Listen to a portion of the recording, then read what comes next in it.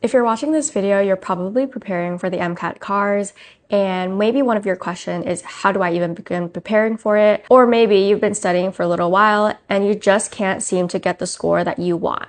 And maybe somebody has told you, oh, just read the New York Times. That's how I prepare for CARS. And I'm not gonna lie, that's terrible advice.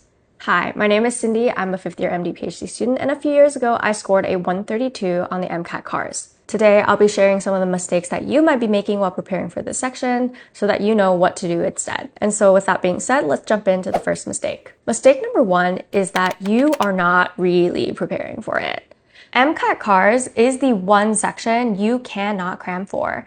Unlike bio or chem, physics, psychology, all the other sections of the MCAT, which is content-based, the MCAT CARS is actually about developing a skill. And what is that skill? It's the skill of reading and interpreting passages the way the AAMC wants you to. So no, reading the New York Times is not going to help. I know where the read the New York Times advice comes from, and I've gotten it a handful of times when I was a pre-med. I'm not saying more reading is bad. More reading is pretty much always a positive thing. However, I don't think reading the New York Times will help you build up the skills for taking the CARS section of the MCAT. Sure, some of the articles could be a similar reading level. Some of it could be maybe as pedantic as some of the MCAT CARS passages. The difference is that when you're reading the New York Times, you get to pick your own interests. You get to pick the articles that interest you. Whereas when you're taking the CARS, it's whatever passages you get. And secondly, when you're reading the New York Times, there are not AAMC style questions that come after the article. When you're preparing for the CARS, you're not just building the skills of reading, you're also building the skills of answering the AAMC style questions. Also, I will just say, if you've made it so far in your pre-med journey that you're now preparing to take the MCAT,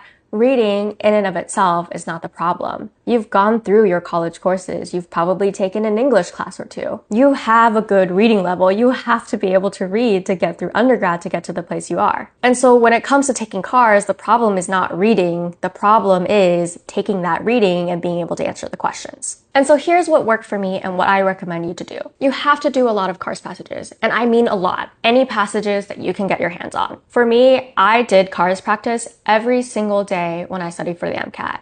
I studied it for 10 weeks full time, and every single day I started my day with CARS. Could be one passage, could be three, could be a whole entire CARS section, but I always did CARS. And of course, there are tons of different strategies and tips on how to approach the questions, how to properly answer them, but here are two main ones that I would recommend you sticking with. Number one, after each paragraph, ask yourself what the main idea of that paragraph is and what the tone of the author is. Is the author against it? Is he for it? What is his stance? I would try to summarize in your head with just about one sentence. Writing it down or highlighting things will just slow you down, so just do this step in your head. Asking yourself what the main point of the paragraph is and what the author's stance is on the content of the paragraph will help you stay focused and improve your understanding of what is actually happening in the passage. My second tip is to always use process of elimination. You can usually eliminate right off the bat one or two answers. There are answers that are too extreme, they're never going to be the right answers, and there are just answers that are plain wrong if you understood the passage at a very basic level. And then if I'm choosing just between two, usually the right answer is the one that is being supported by the passage, and you can usually point to the exact sentence that supports the answer that is correct. Admittedly, these skills are kind of hard at first, and that is why I recommend you to practice and to build these skills. In the beginning of my practice, I was not very good at synthesizing the main idea of the passages, nor was I very good at figuring out which sentence exactly in the passage was the clue to the right answer. But these are skills you build over time, which is why I reiterate, it is so important for you to practice and get your hands on as many passages as you can for your CARS prep. If you're curious about some of the resources and my favorite passages that I used in my prep, I'll drop a link down below to a blog post that I wrote detailing my experience. So if you've been casually reading more to practice for the CARS, that's probably not going to work. You need to start practicing it intentionally as a skill rather than a casual hobby. If you're finding this video to be helpful so far, please give it a thumbs up and consider subscribing to my channel for more videos like this. The second mistake that people are making in their CARS prep is not reviewing their answers. A lot of people finish the passage, they check the answer, they're like, okay, I got that wrong, I see the logic, and then they simply move on. But CARS improvement comes from knowing why exactly you got the question wrong and being able to replicate that sort of logic again and again, even after that question is done. For my musicians in the audience, you've probably heard of the saying, it's not practice makes perfect, it's perfect practice that makes perfect. And it is something that definitely applies in this situation. When I was just starting out in my CARS prep, I got tons and tons of questions wrong. I mean, probably close to half of my answers could be wrong in a given passage. And so here's how you review effectively. When you're doing your CARS section, note down the questions that you're unsure of. And when you're done and you're done grading, go over every single question that you're not sure of and every single question that you got wrong.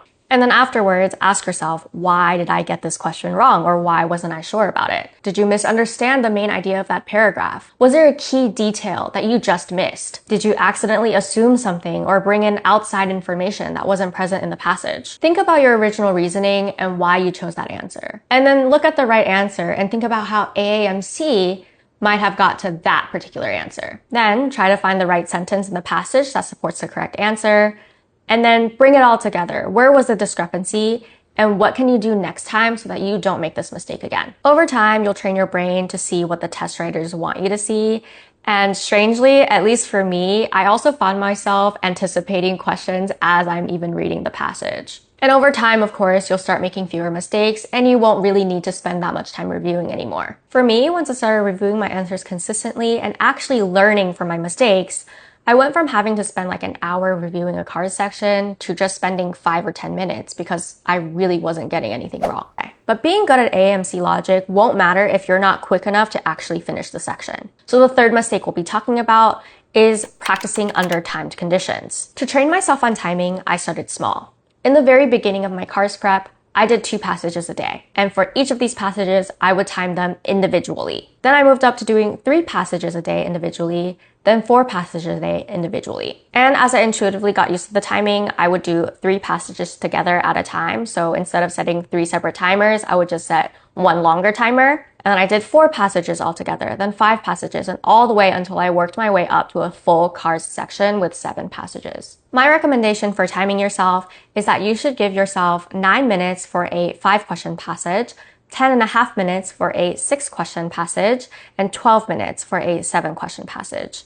If that sounds a little too granular for you, just go for 10.5 minutes. And if I had 3 passages, for example, and I was planning on doing them all together that day, I would just add up the timers together and give myself a longer period of time, just depending on how many questions there are in each passage that I'm doing. This method of endurance training was a game changer for me in my CARS prep. Because I timed the passages individually in the beginning, I got a really good intuitive sense of what 9 minutes feel like, 10.5 minutes feel like, and 12 minutes to feel like. So I genuinely never felt rushed doing a passage because I intuitively knew how much time I had. And this carried over as I added on more sections and lengthened my time, and this intuition just got stronger and stronger. And by the time test day came, I was really calm. I had hours of practice, I trusted my own timing, I trusted my pacing, and I had no doubts I was gonna be able to finish on time. In other words, CARS timing can be a tricky thing, and if it stresses you out, make timing a part of your practice. For me, it was a non-negotiable,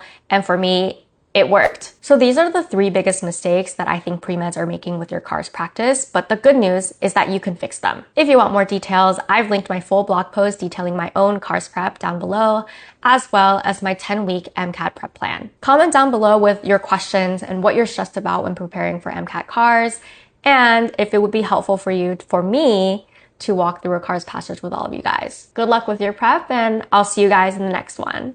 Bye!